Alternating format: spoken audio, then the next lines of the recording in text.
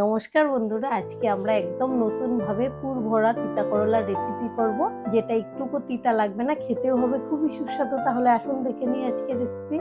সবার প্রথমে এখানে একটা বড় সাইজের তিতা করলা নিয়েছি। এখন আমি এই করলাটাকে ভালো করে ধুয়ে নেব।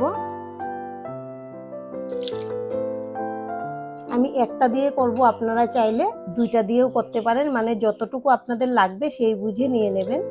এখন একটা ছুরি দিয়ে করলাটাকে কেটে নেব। সবসময় তো আমরা ছোট করলা দিয়েই রেসিপিটা করে থাকি, পুর ভরা করলা, কিন্তু এভাবে একবার বড় করলা দিয়ে বানিয়ে খেয়ে দেখুন, এটাও কিন্তু খুবই সুস্বাদু হয়। এবার এই পিসগুলো এখানে রেখে দেব। আর এই যে এই দুই সাইড থেকে যে বেরিয়েছে, এটা কিন্তু আমাদের লাগবে। আমি বোটার সাইডটা কেটে বাদ দিয়ে দিচ্ছি। এখন একটা নিয়েছি গ্রেটার, আর এই করলাটাকে আমি গ্রেটার দিয়ে গ্রেট করে নেব। আমি তিতা করলাটাকে গ্রেট করে নিয়েছি খুব মিহি করে। এখন এখান থেকে একটা পিস নিয়ে নেব, আর চামিচের পেছন সাইডটা দিয়ে করলার গুটি আর শাঁসগুলোকে বের করে নেব।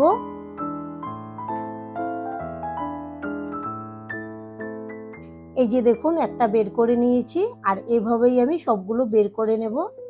এখন আমি এই ভেতরের অংশটাকেও আমি গ্রেট করে নেব। এখন আরেকটা পাত্রে দিয়ে দেব লবণ, দেব জল। করলার পিসগুলোকে জলের মধ্যে দিয়ে দেব। আর একটু জল লাগবে, যেন করলাগুলো ডুবে থাকে জলের মধ্যে, ঠিক এরকম জলটা দিতে হবে। এবার আমি এটা ঢেকে রেখে দেব 10 মিনিটের জন্য।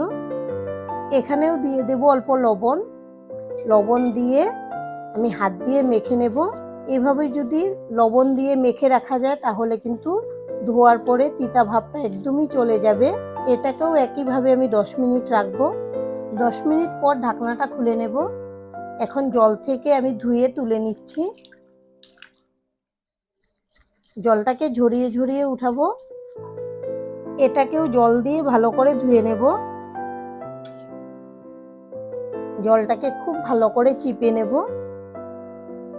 এবার তিতা করলার মধ্যে অল্প একটু দিয়ে দেব লবণ, অল্প একটু দিয়ে দেব ঝাল লঙ্কার গুঁড়ো আর হলুদের গুঁড়ো।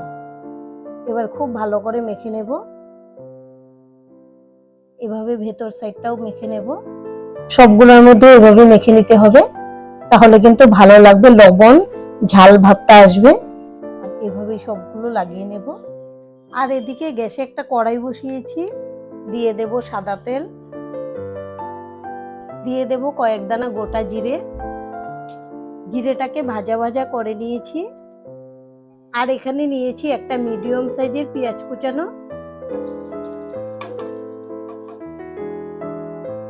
পেঁয়াজটাকে নরম করে ভেজে নেব। পেঁয়াজটাকে 2 মিনিটের মতো ভেজে নিয়েছি। এবার এখানে নিয়েছি 2টা কাঁচা লঙ্কা, আদা রসুন একসঙ্গে বেটে নিয়েছি। আপনারা যেরকম ঝাল খেতে পছন্দ করেন লঙ্কাটা সেই বুঝে দিয়ে দেবেন। এখানে আমি আরেকটু লঙ্কার গুঁড়োও দেব। এবার আদা রসুনের কাঁচা সেন্টটা চলে যাওয়া পর্যন্ত ভেজে নিতে হবে। আদা রসুনটা দিয়ে আরো 1 মিনিটের মতো ভেজে নিয়েছি। এবার দিয়ে দেব স্বাদ অনুযায়ী লবণ, জিরে গুঁড়ো, ধনে গুঁড়ো, হলুদ গুঁড়ো, ঝাল লঙ্কার গুঁড়ো। এবার একটু জল দেব। মশলা খুব ভালো করে কষিয়ে নেব।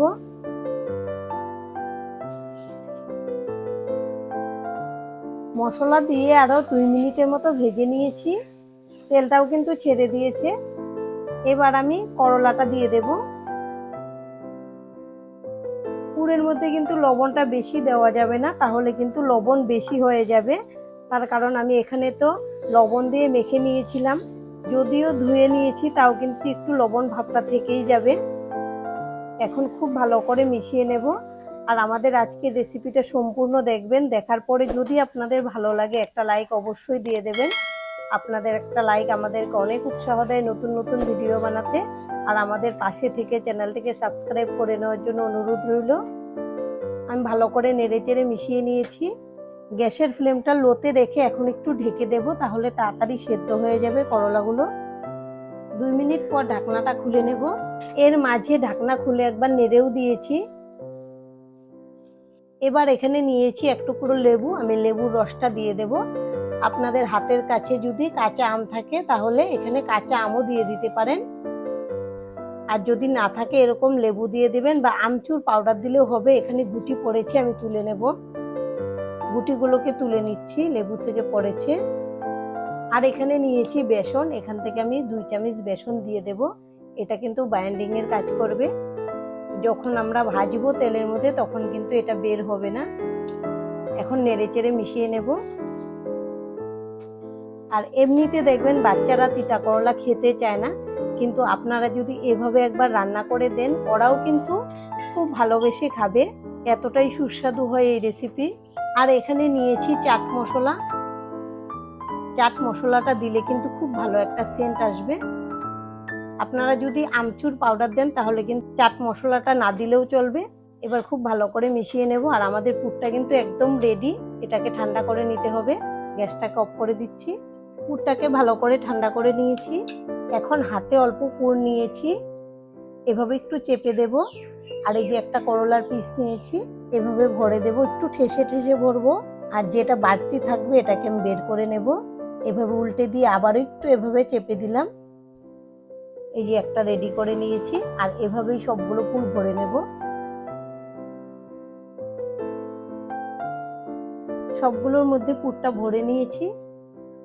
এবার গ্যাসে একটা প্যান বসিয়েছি আর দিয়েছি সাদা তেল। তেলটাকে ভালো করে গরম করে নিয়েছি, একটু নেড়ে দেব।